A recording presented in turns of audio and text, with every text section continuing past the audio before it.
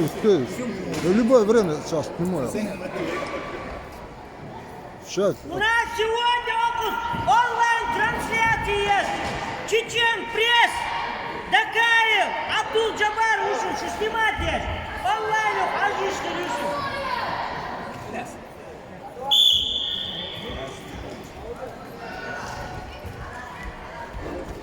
Борьба за первое место. Ладно, Аджай,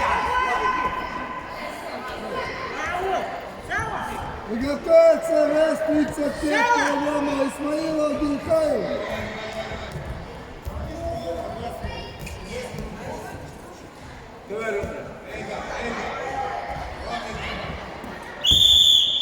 Эй!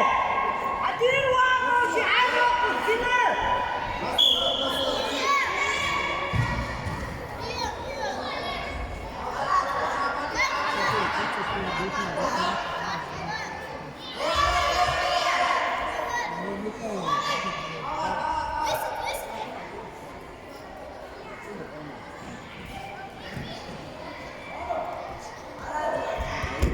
Оп!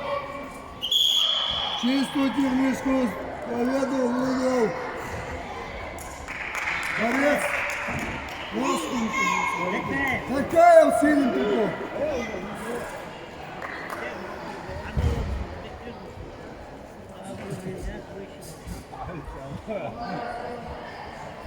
Главное первое место.